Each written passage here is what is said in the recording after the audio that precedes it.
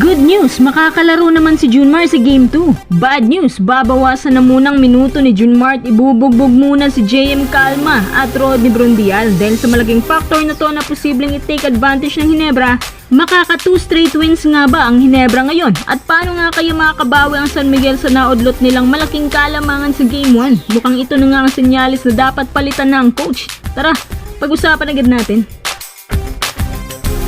Ayon sa spin, si Junmar ay nagkaroon ng calf strain. May iba na nagsasabi na posibleng di mo na siya palaruin, pero sa puntong to hindi pwede. Bakit naman pagpapahingayin si Junmar gayong nanakaw nga ng Ginebra ang Game 1? Imbes na sa kanila yon, pero dahil sa kapabayaan nila sa dulo, nag-choke ang SMB at winalis ng Ginebra ang kanilang 18-point lead hanggang sa nanalo ang Ginebra ng up by 2 points lamang. Tinukoy ni Coach Tim ang dahilan kung ba't sila nanalo. Simple lang, dahil sa depensa. Sinabi din ni Coach Tim na kung sa depensahan lang ang labanan, mas pabor daw sa kanila to. Pero kung sa opensa, walang duda. SMB ang number 1 offensive team sa PBA na nagka-coverage ng 108 points in a game. Dahil yan, sa napakagandang scoring output ng SMB sa lahat ng starters nila pati second unit.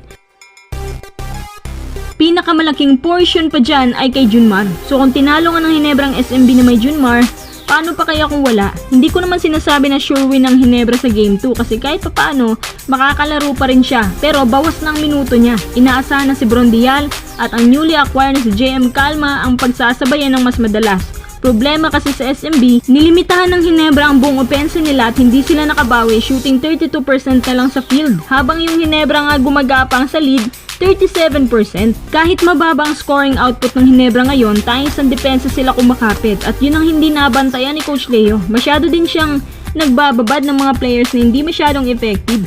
Stick pa rin siya sa lineup kahit sa 7 minutes na lang natira, 2 points lang ang nakuha nila. Tsaka ayaw ni Coach Leo yung lagi sila nag-a-adjust. Pero this time, hindi na niya pwedeng gawin to ngayon. Kasi kung bawas ng minuto ni Junmar, para makapagpahinga sa mga susunod na laban, dapat magkaroon si Coach Leo ng open space para sa ibang big man na dapat mag-step up. Si Brondial hanggang depensa lang kaya, hindi siya pang scoring type. Kahit papano nagagampanan niya ito ng maayos. Para sa akin ang dapat dagdagan ng minuto si Mo. Si Mo Tautua at hindi si Brondial. Si Mo may shooting at hirap si Troy sa kanya pagdating sa power play.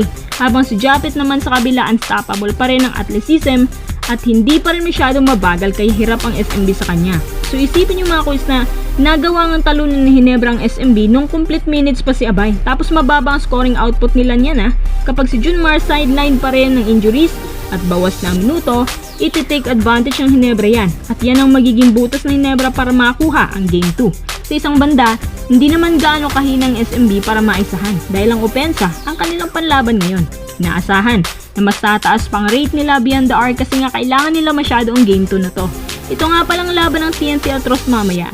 Hanggang ngayon patuloy na sinusolve ng Ross ang malaking puzzle ng TNT kung paano nila maisahan to. Sa palagay ko, matatalo lang ang TNT kung ang Ross hindi salat sa shooting. Sa katunayan, dati na nila itong tinalo. Hindi kakayanin ng pure effort lang kung TNT na mismo ang kalaban nyo. Kasi kahit nasabihin na lang nating maalat si Calvin, Optana, or injured si ng Batak, iba pa rin ang TNT. Marami silang shooters at marami silang players na pwedeng sumalba.